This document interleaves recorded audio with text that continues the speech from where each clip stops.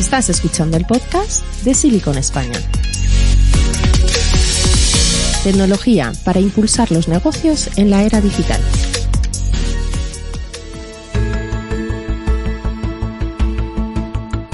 Hola, bienvenidos al podcast de Silicon España, en este primer episodio de lo que esperamos sea una serie de podcasts con expertos del fabricante Mytek, en los que vamos a abordar el apasionante mundo de la identidad digital, de las tecnologías biométricas que hoy en día nos permiten verificar con más facilidad y seguridad esta identidad. Y también vamos a conocer cómo operan los malos y las técnicas que usan para llevar a cabo acciones fraudulentas o para suplantar nuestra identidad y acceder a nuestra información, o para directamente robar nuestras cuentas bancarias o usar nuestras tarjetas para realizar compras fraudulentas. En este podcast con Mytek también vamos a conocer un poco más en profundidad su nueva plataforma de verificación de la identidad digital, MyVIP.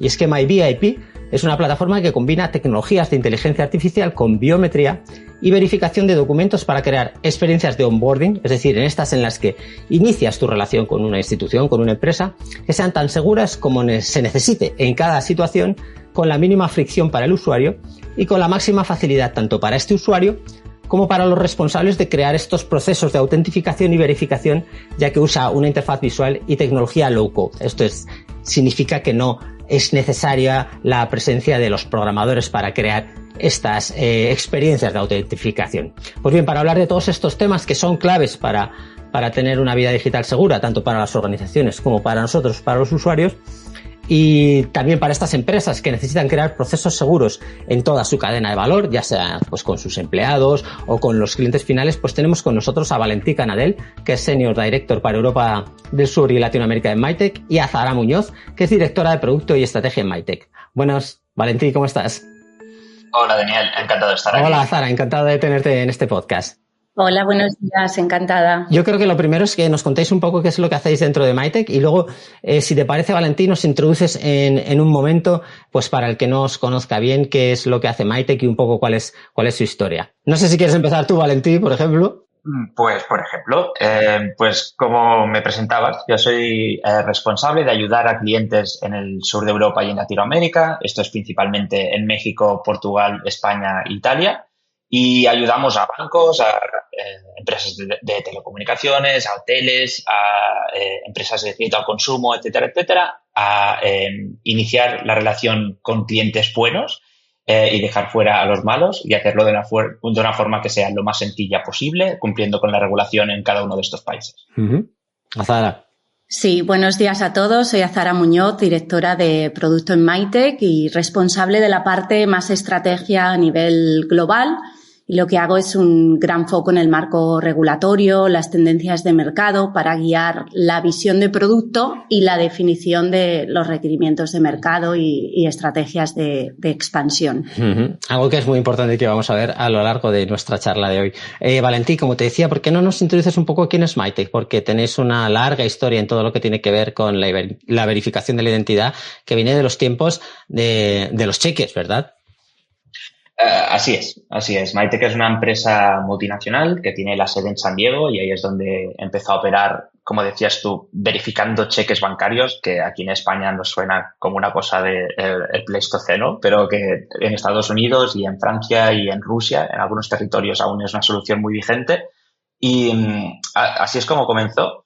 Y ha ido evolucionando hacia hacer más cosas, ayudar a clientes siempre a combatir el fraude.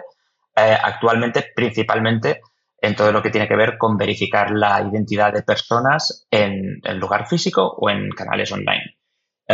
Y partiendo de San Diego, pues, y siendo una empresa privada pequeñita que empezó allí como una startup, ahora es una multinacional que está listada en el Nasdaq y con oficinas en Reino Unido, en España, en París, en Ámsterdam y en Ciudad de México. Sí, es interesante que menciones el Beautiful San Diego, ¿verdad? Y cómo, pues, todo esto de la verificación de los documentos, pues, ha empezado con documentos que tienen que ver con la banca. Evidentemente, los cheques, pues, son un documento bancario muy importante y más en Estados Unidos, donde, pues, su uso estaba todavía más extendido que yo creo que aquí en nuestro país, que a lo mejor, pues, se usaba más el efectivo o si acaso las cartillas y demás, aunque los cheques se usaban mucho. Yo recuerdo a mi padre su su libretita de cheques, ¿verdad? Valentín, esta pregunta es un poco trampa. ¿Por qué vamos a hablar en este podcast de todo lo que tiene que ver con identidad digital, con fraude? Yo creo que es bastante evidente que es de una importancia crucial, ¿no? En todo lo que tiene que ver con nuestra vida digital o figital, como dirían algunos ahora, ¿no? Porque lo físico y lo digital están cada vez más relacionados. Pues sí, el fraude es real, ¿no? Nos pasa a todos, ya sea en primera persona o en segunda, porque yo creo que todos tenemos casos o directos o muy cercanos a quienes nos ha tocado sufrirlo. Y es algo de lo que nos dimos cuenta internamente hablando con compañeros no solo de aquí de España, sino a nivel global con otros compañeros de otras oficinas de Mytec. Y lo que tenían en común todos estos fraudes es que, a pesar de nosotros trabajar en la industria y ser expertos en ello, es muy fácil caer en ellos, porque los malos pues son muy buenos en lo que hacen, que es en engañar a personas, ¿no? Y lo que tenían en común todos estos casos es que encima las víctimas se sentían de algún modo culpables de haber caído en ellos, ¿no? Se sentían, pues eso, que no se podían explicar por qué habían sido, pues eso, tan inocentes de caer en ese fraude. Y de algún modo esto lo que generaba era como una doble victimización, porque además de que han cometido un delito, tú te sientes culpable por ello. Entonces, este era un ángulo que nos hizo empezar a pensar que nosotros, como empresa que se dedica a esto, teníamos que hacer algo para concienciar a la población y romper ese tabú y, de algún modo, darles información sobre cómo protegerse ante este fraude que es creciente y cada vez es más complejo. Sí. Esto por un lado. Y por el otro, terminando, una cosa que hacemos bien en Mytec, creo, es crear comunidad. Entonces, con nuestros clientes recurrentemente les invitamos a eventos donde se forman dinámicas que son muy beneficiosas, donde entre ellos comparten casos que sufren en el día a día, aprendemos y compartiendo mejoramos todos juntos. Entonces, también queríamos una plataforma en la que todo ese conocimiento que pasa en salas cerradas lo pudiéramos abrir al mundo y que tanto empresas como personas se pudieran beneficiar de ello. Sí, os agradecemos. La verdad es que los que estamos en este segmento de la tecnología, a los fabricantes y a los integradores, pues toda esta labor que hacéis de concienciación de lo que tiene que ver primero de la popularización o de la dinamización de estas tecnologías y también de la concienciación en ciberseguridad, ¿no? Cuando has mencionado esto de que todos podemos picar en el fraude, yo cuando acudo a reuniones de CISOs, sabéis que ellos muy a menudo hacen estos ejercicios para comprobar que están protegidos frente al phishing, al smishing y demás, y algunos te explican que ellos mismos en alguno de estos ejercicios han picado, es decir, que el fraude y los ataques son cada vez más sofisticados y hasta los expertos en seguridad pueden caer en ellos. Azahara, en esto del fraude que tiene que ver con la suplantación de identidad, que es el más habitual, porque pues el fraude del feo, que es de los más habituales en las empresas, o en general el phishing, pues detrás de un fraude casi siempre hay detrás una suplantación de identidad, ¿verdad? Cuéntanos cuáles son las que ves tú que son las tendencias últimamente en este tipo de acciones fraudulentas. Sí, correcto. Es que, bueno, en la era digital el fraude online pues está sin duda en aumento. Y como has dicho, puede tomar formas muy diferentes. Por eso es importante estar al tanto. Cada vez se están afinando muchísimo más las tácticas que utilizan los estafadores. Y esto puede conllevar, como sabéis, a grandes pérdidas económicas, no solo para las entidades, sino también para los individuos. O sea, de hecho, en España, según ciertos informes, es el segundo país en el que los usuarios se muestran más preocupados por el fraude online. O sea, es una realidad del mercado español. Y bueno, yo hoy me gustaría comentar algunas tendencias en este sentido, que no es que sean nuevas, pero sí que están en auge. Una de ellas es la identidad sintética o el synthetic ID. El fraude de identidad sintética es uno de los delitos que más está creciendo y es muy complicado de detectar, ¿Por qué es complicado de detectar? Porque utiliza información real de una persona, pero también se mezcla con información ficticia para crear una nueva identidad. Sí, no sé si te refieres a este tipo de fraudes en los que pues ha sido muy llamativo hace algún tiempo una noticia de un fraude que se había conseguido haciendo un duplicado de la voz de una persona para a un ejecutivo de una compañía. Pensaba que le había llamado su jefe con una voz creada con inteligencia artificial para pedirle que hiciera una transferencia.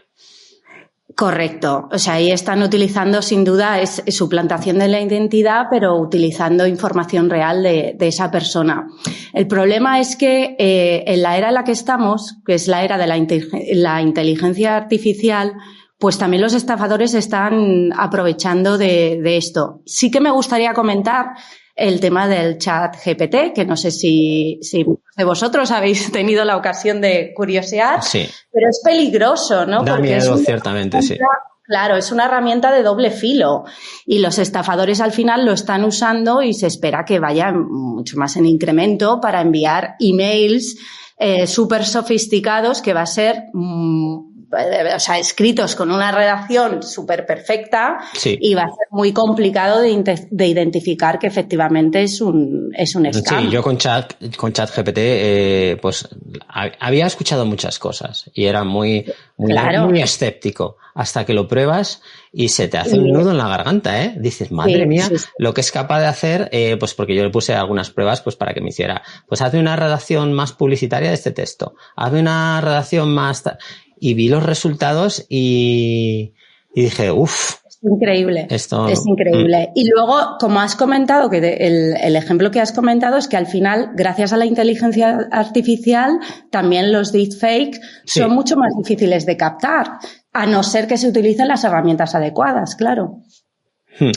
Esto es de identidad sintética, es uno de los ejemplos de fraude, el smishing, que también es una técnica que consiste, pues bueno, en el envío de un mensaje de texto por parte del ciberdelincuente. Sí, y que funciona muy bien, porque... funciona súper bien, claro, porque utilizando de nuevo la inteligencia artificial, ChatGPT, pues están haciendo unos mensajes de texto que cualquiera puede caer, ¿no? Tendemos a confiar mucho en los SMS, mucho, y al igual que hemos aprendido a ser muy cautelosos con los emails, lo cierto es que con los SMS, o sea, ¿quién no conoce a algún familiar que ha picado en uno de estos SMS, pues yo que sé, de un gran banco o de los que tienen que ver con Hacienda o cualquier otro, ¿verdad? Y me parece importante también que, como habéis dicho anteriormente, la culpabilidad de las víctimas, ¿no? Es importante que todos conozcamos que las técnicas se están afinando y que no tenemos que sentirnos culpables por haber picado, ¿no? Compartir mucho más las experiencias. Al final es un tema de educación. Pero no solo es que te sientas culpable, sino que también algunas empresas y pues puedo decir algunos bancos también están desentendiéndose incluso de estos ataques, porque al final has sido tú la víctima, has sido tú quien ha hecho clic en el enlace, ¿verdad? Entonces, algunos ya no es tan sencillo reclamar estos fraudes. Sí, correcto. Luego también hay, por otro lado, otros tipos de fraudes que sí que me gustaría comentar, porque lo estamos viendo en muchos países europeos, pero también en España. Y es un tema que se conoce como money muling. Sí. Y de esto hay, de verdad, auténticas mafias que estamos viendo que están yendo a colegios, a universidades. O sea, al final van a personas vulnerables que necesitan dinero de forma rápida. Explica esto bien a Zara, porque yo creo que es muy importante que se conozca este fraude. Porque tiene consecuencias no solo para las instituciones financieras, sino también para los propios individuos porque están cometiendo delito. Sí, la traducción sería un poco como el camello de dinero, ¿no? O sea, como el que trafica o el que transporta drogas en un aeropuerto, pues el money muling es el que hace de mula de dinero, que es un delito. Exacto. Lo que estamos viendo es que se están yendo a colegios o universidades, como decía, al final personas que son más vulnerables en el sentido que, y además con la crisis económica que todos estamos sufriendo, que necesitan quizá dinero de forma rápida, les ofrecen, pues no sé, 100, 150, 200 euros a los chavales para abrir una cuenta bancaria de su nombre. Entonces, ¿qué es lo que ocurre aquí? Que la identificación es totalmente correcta y los protocolos de Know Your Customer, KYC, son totalmente los correctos, pero luego pierden acceso a esa cuenta y los estafadores lo que están haciendo, como ya tienen las claves, es estar usándolos para el blanqueo de capitales. O sea que no es la empresa, iba a decir, los que llevan a cabo el fraude, no es que te indiquen a ti que hagas X transferencias, sino que directamente tú creas la cuenta y les cedes el control. Correcto, les cedes el control. De ahí viene las consecuencias para las instituciones financieras, que además pueden ser multadas por no llevar a cabo los protocolos establecidos, porque recordemos que no solo es el onboarding para la prevención de blanqueo de capitales, sino que va más allá, es el monitorizar a los clientes a lo largo del ciclo de vida, ¿no? Que esto no se está haciendo tanto, ¿verdad? O sea, porque sí que no se está haciendo tanto, pero ya hay antecedentes de grandes multas a la banca y a instituciones europeas en este sentido, ¿no? Y que yo creo que va a ir en incremento porque está la creación de la Agencia Europea del Blanqueo de Capitales y yo creo que los próximos años vamos a ver más en este sentido. Pero bueno, que no nos olvidemos que también estamos hablando aquí de las repercusiones para las instituciones, pero que la persona también está cometiendo delito, ¿no? En este caso. O sea que si aceptas a crear una cuenta para uno de estos muleros de dinero, estás cometiendo un delito y te expones a las consecuencias, ¿verdad? Exacto, efectivamente. Y además, o sea, estamos viendo también, yo no sé si os ha pasado, pero, por ejemplo, con las plataformas de delivery de comida o de transporte, que el repartidor que viene a tu casa, el conductor, es diferente al que supuestamente tienes en la app. No sé si os ha pasado. Eso yo lo he visto con los servicios de transporte, de coche, ¿no? Correcto. Y eso, claro, dices, bueno, no pasa nada, hay un tema a lo mejor de seguridad, pero ¿qué sucede? ¿Qué puede suceder si esa persona tiene un accidente laboral? O sea, yo creo que ahí ya hay temas legales y de aseguradoras que bueno, podría también complicar las cosas para las empresas. Sí, esto lo vamos a comentar también con lo que tiene que ver con las regulaciones. Sí, correcto. Y luego, bueno, hemos mencionado la realidad económica en la que vivimos. O sea, hay también un tema del first party fraud o el friendly fraud, el fraude amistoso. O sea, al final con la inflación que en varios meses de 2022 hemos visto que ha estado por encima del 10%. Pues bueno, también está causando otras tendencias en temas de fraude. Como decía, el fraude amistoso al final es cuando el cliente realiza una compra real con su tarjeta de crédito o su tarjeta de débito y es una situación en la que el cliente efectivamente está realizando una compra con esa tarjeta, pero luego disputa el cargo ante el emisor de esa tarjeta alegando que esa compra o nunca se realizó o que no ha autorizado el cargo. Ya. O sea, entonces, esto es le podríamos llamar picaresca, pero es gente que comete un fraude haciendo una compra y luego diciéndole a Amazon que no llega el producto o diciéndole al emisor de la tarjeta que él no ha realizado esa compra, ¿no? Efectivamente, entonces, claro, es un impacto muy negativo para los comerciantes, ¿no? Que al fin y al cabo, pues pueden perder el dinero de esos reembolsos que no están justificados, ¿no? O las tarifas que hay por disputa. Y no solo eso, sino luego también al final hay mucha gente que está, bueno, que para sobrevivir en las circunstancias actuales, que están pasando muchos apuros, pues pueden en cierta medida manipular ciertos componentes para la obtención de créditos. Y esto es algo que se ha visto a lo largo de todas las crisis económicas en la historia, ¿no? Luego, yo no sé si habéis oído hablar de un término. A mí me hizo muchísima gracia porque hace unos meses estaba buscando, analizando un poco las tendencias de fraude en 2023 y di con un término que a mí me hizo mucha gracia, que es el pick batchering, que yo creo que es como del cerdo, ¿no? Se aprovecha todo, pues quizá de ahí viene el nombre. Madre mía, no lo había visto nunca. Que se hace, lo digo porque, bueno, está también en auge y lo que se hace es se recopila información personal de las víctimas, de direcciones, contraseñas, tarjetas de crédito, que evidentemente obtienen de forma fraudulenta y luego las venden en el mercado negro. Sí. Incluso ellos mismos lo utilizan, ¿no? Para la suplantación de identidad. Sí, está el mercado ya diversificado, ¿no? Los hay que recolectan esta información y otros la venden en la deep web y otros terceros finalmente serán los que las explotan. O sea que es que hay todo una, le iba a llamar economía, pero hay toda una cadena de malos, ¿no? De delincuentes que utilizan todos estos datos para cometer estos fraudes. Sí, totalmente. O sea, la gran víctima ahí al final es el individuo. Y por eso me parece un tema fundamental, ¿no? La educación a la población. Uh-huh. Es vital que eduquemos entre todos a los ciudadanos en este ámbito. Y nosotros también ser educados, porque es que la tecnología avanza tan rápido que bueno, ya ni que decir tiene la gran brecha generacional, ¿no? Quizá con nuestros padres y sí. Bueno, personas quizá más vulnerables. Entonces, esta sería la cuestión, ¿no? Que iría un poco para los dos, ¿no? ¿Cómo podemos protegernos, tanto los usuarios como las organizaciones, como las empresas? ¿Cómo nos podemos proteger? Sí. Yo creo que, como comentaba antes, insisto en el tema de educación sobre estos temas. Y al final, bueno, se pone en evidencia que la identificación tradicional pues tiene sus limitaciones y que puede conllevar a problemas graves como el robo de identidad. Uh-huh.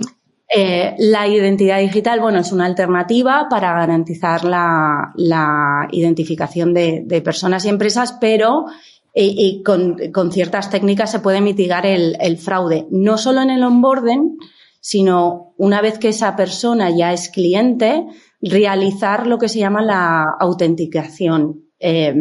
Para las empresas quizá programas de verificación continua o perpetua.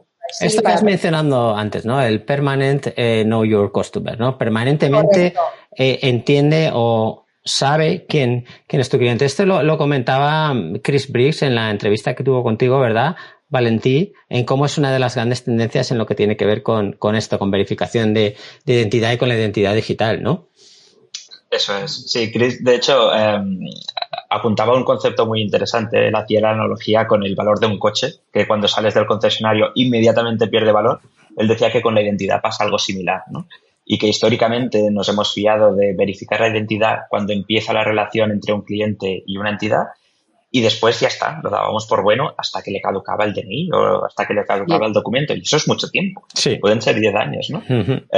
Y como apuntaba Zara, en este momento actual en el que la suplantación de la identidad no es el único problema, sino que hay gente que con su identidad real comete fraude, es muy importante que esto sea un proceso continuo, ¿no? De reverificación de la identidad de tus clientes. Uh-huh.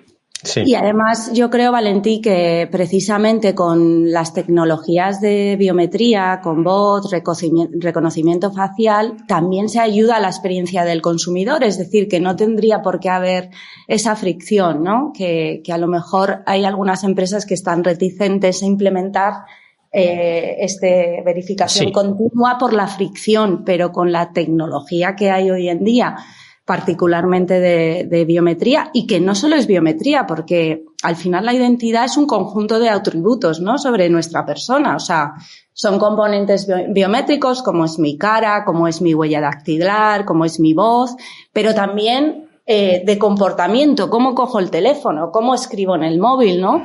Todo esto, bueno, el otro factor que se utiliza también habitualmente es la ubicación, ¿no? Correcto, efectivamente. O sea, es tener una visión más holística, si quieres, de la persona, ¿no? Sí. Y he mencionado antes, perdona que diga esto, la entrevista que hace Valentí a Chris Briggs, que es vicepresidente de Mytec, que se titula La nueva llave, el impacto de la biometría, porque esta entrevista, este podcast, lo tenéis disponible en la web de Silicon, ¿no? Entonces, si le queréis echar un vistazo, es una entrevista muy interesante. No sé si quieres dar algún consejo extra, Valentí, para protegernos. Yo creo que es importante también que los usuarios exijamos a las organizaciones, a las empresas, a los productos que usamos, además de esta usabilidad, la seguridad. Porque a mí, por ejemplo, me da bastante confianza cuando uso una aplicación en la que tiene que ver mi identidad, pues puede ser una aplicación de banca, y veo que está bien resuelto no solo el onboarding, sino la usabilidad continua, es decir, que me requiere de cuando en cuando que introduzca un código o que me pide que ponga la huella dactilar. Todo este tipo de cosas a mí me dan confianza, y creo que es importante que nosotros los usuarios lo exijamos, ¿no?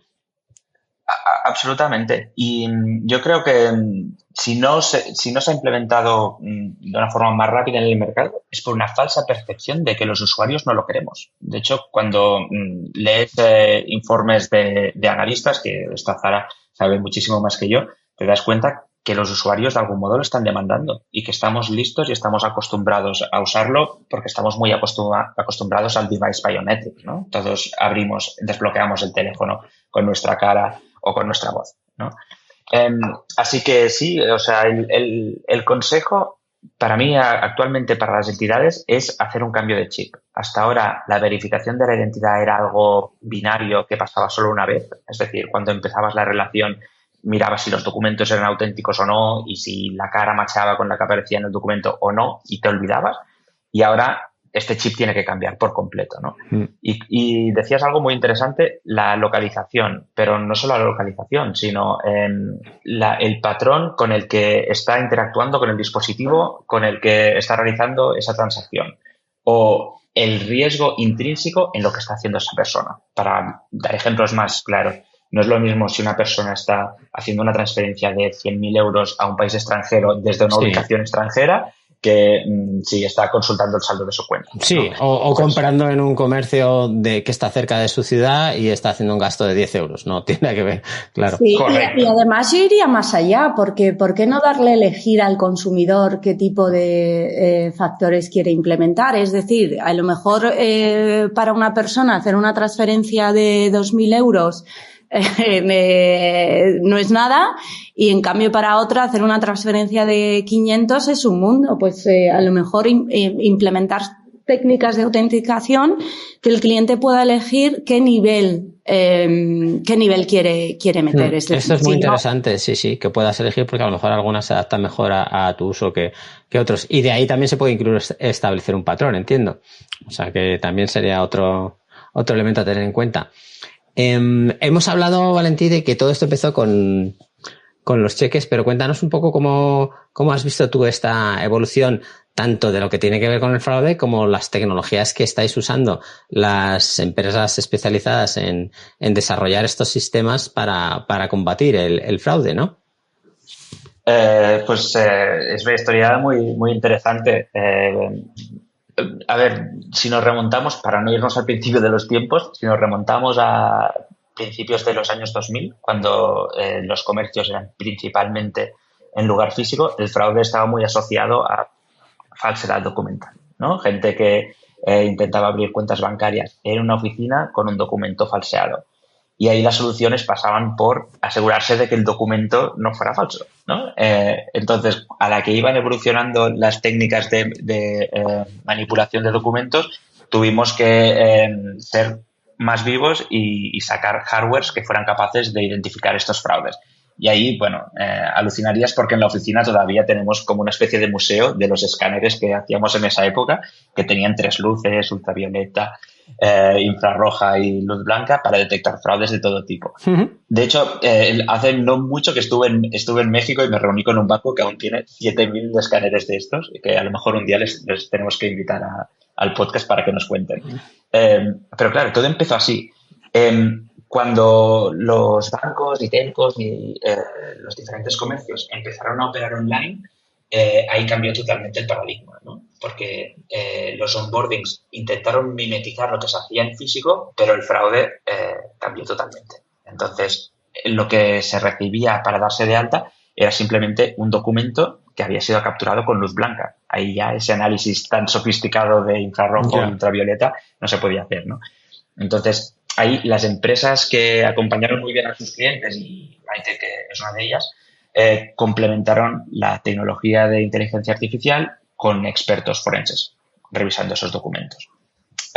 El problema es que eso combatía el fraude de falsedad documental, pero no el fraude de una persona que roba el documento a otra y se hace pasar por Claro. él, ¿no? Sí, porque había sistemas de onboarding que te pedían, por ejemplo, una foto, bueno, de compañías de seguro y demás, que te piden esa foto del DNI, ¿no? O muchos trámites con empresas que pueden requerir este elemento, pero claro, nada impide que alguien te robe el DNI y le haga una foto y sea una foto real de un documento válido, claro. Eso es. Entonces, solución, biometría facial, ¿no? Se pide a la persona que se haga un selfie y se compara con la fotografía del documento. Problema, los malos empezaron a hacerse fotos, o sea, hacían fotos de un selfie que conseguían online.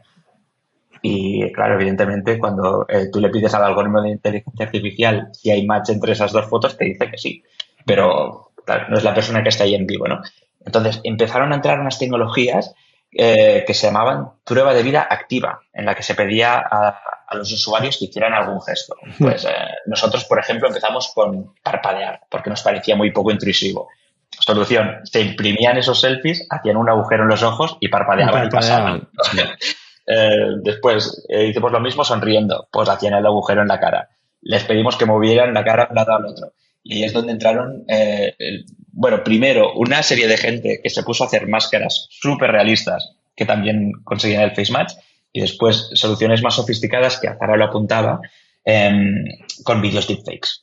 Y eso ya sí que era más complicado de detectar, porque realmente son caras sintéticas que se mueven exactamente como tú quieras que se muevan, mirando arriba, abajo, izquierda, derecha. Y las tienes, perdona, ¿no? Valentí, que poder inyectar dentro del dispositivo en el que se van a transmitir al proceso de validación, ¿no? Eso es.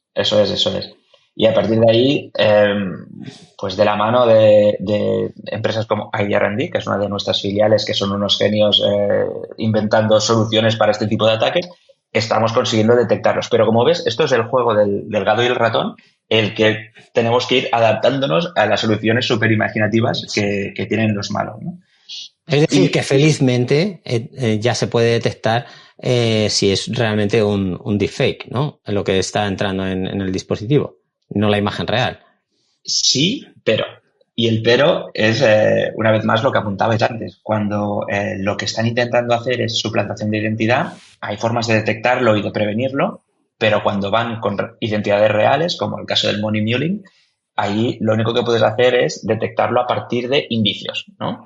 Y por eso comentaba antes que cambia el paradigma, y esto ya no va de un análisis binario, sino va de agregar un montón de señales y a partir de ahí generar un score de riesgo. Señales como la localización, puedes hacer una consulta en redes sociales para ver si esa persona tiene actividad y realmente existe, puedes consultar listas negras, en fin, puedes hacer un montón de cosas que agregadas te ayuden a tomar la decisión de si esa persona está intentando. Que esto es, si no me equivoco, lo que hace vuestra plataforma MyVIP, ¿no? ¿Por qué nos lo explicas un poco? Porque has mencionado distintos factores de scoring, ¿no? De dar una puntuación a la fiabilidad de que eso sea la persona que dice ser y que la transacción no sea fraudulenta, ¿no? Sea lícita, quiero decir. Correcto.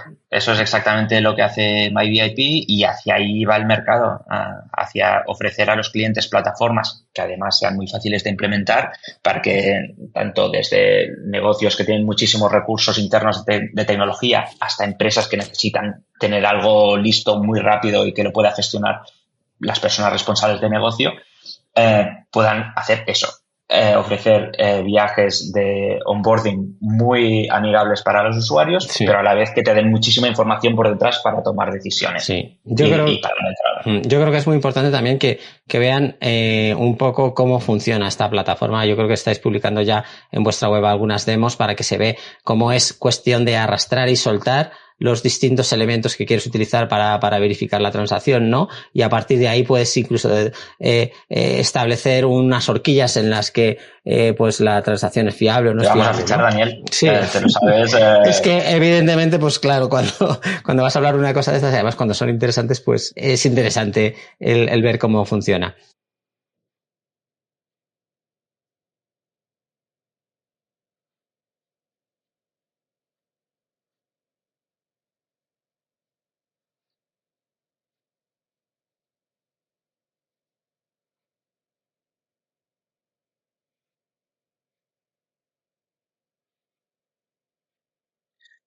Sí, ahí, bueno, ofrecemos todos los sabores, ¿no? Tenemos desde la implementación tradicional, digamos, a pico y pala, que ellos se conectan contra cada uno de estos servicios, apuntando a la API individual de cada uno de estos servicios, o con la plataforma no code, que es la que apuntabas. Arrastras, generas tus propios workflows y en horas puedes estar en un entorno productivo.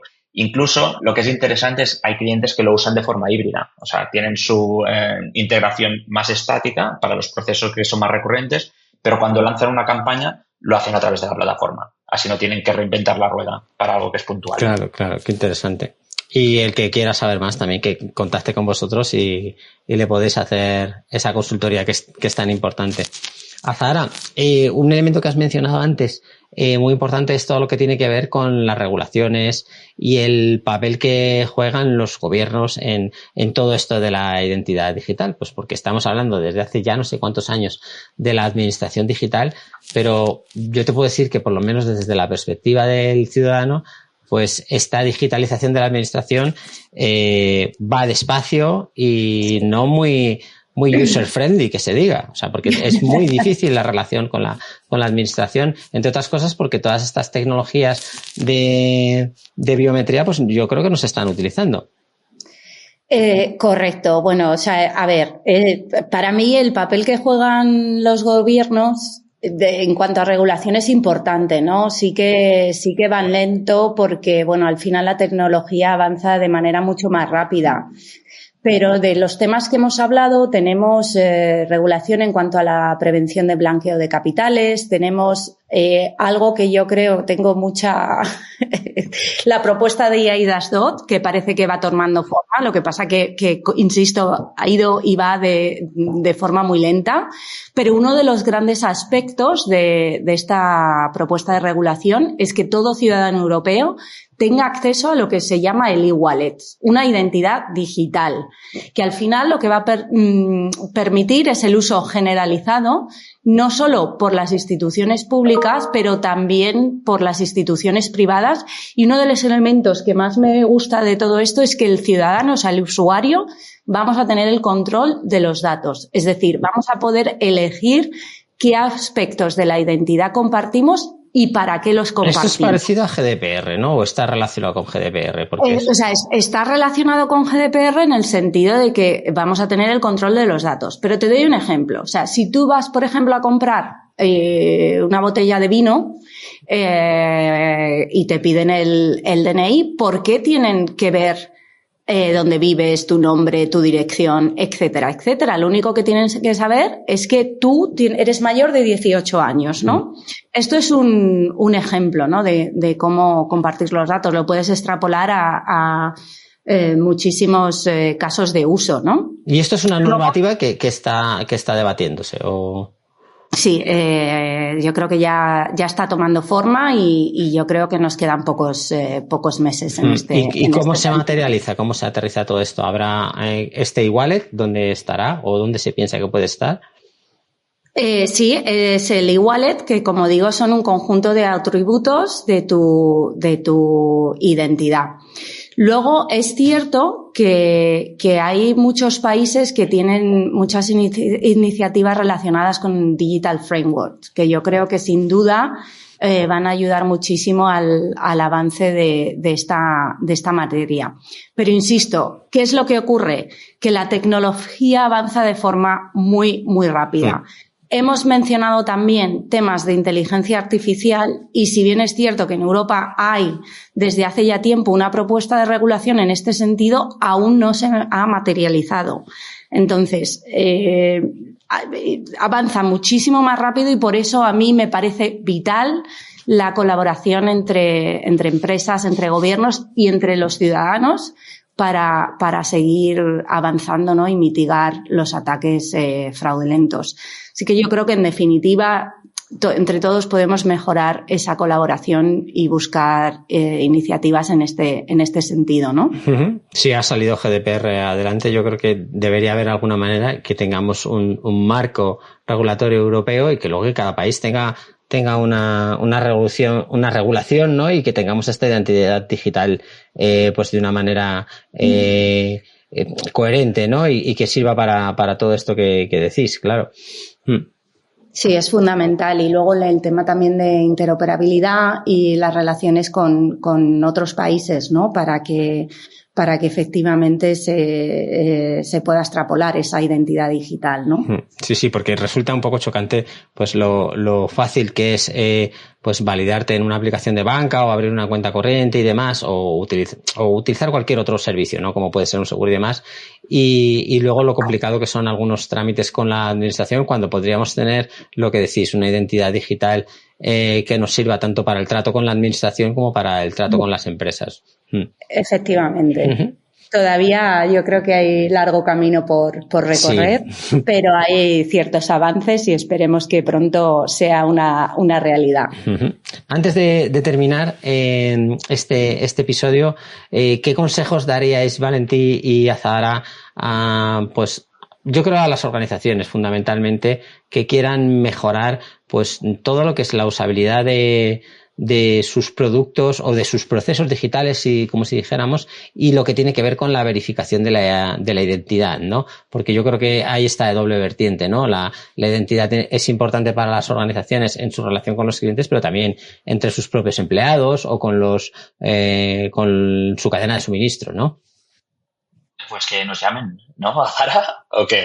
¿Qué les decimos? Sí, efectivamente, que nos llamen. Nosotros encantados. Yo creo que las técnicas de biometría, como he comentado antes, ayudan a parar el fraude y sobre todo con la fricción. Sí, que esto es tan importante. Que nos llamen, que estamos encantados de atenderles, de tener una conversación y bueno, aquí estamos. Sí, yo creo que es importante que se pongan en la piel del cliente esto que llaman ahora, ¿cómo le llaman? El estar centrado en el usuario, ¿no? En el user-centric y que vean realmente desde fuera cómo son sus procesos y cómo pueden mejorarlos para hacerlos más transparentes, más fáciles y que para eso está la tecnología.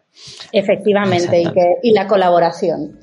Genial. Encantados de colaborar. Muy bien. Pues muchísimas gracias por estar con nosotros en este episodio dedicado al fraude digital y a la biometría. Valentí Canadell, Senior Director para Europa del Sur y Latam en Mytec, y Azahara Muñoz, Directora de Producto y Estrategia en Mytec. Espero que nos veamos muy pronto en otro episodio de este podcast de Silicon con Mytec para seguir hablando de estos temas tan interesantes. Así que hasta entonces, muchísimas gracias. Gracias, Daniel. Gracias.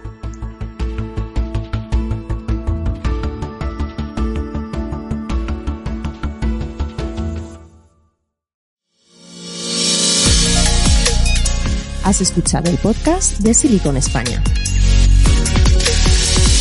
Tecnología para impulsar los negocios en la era digital.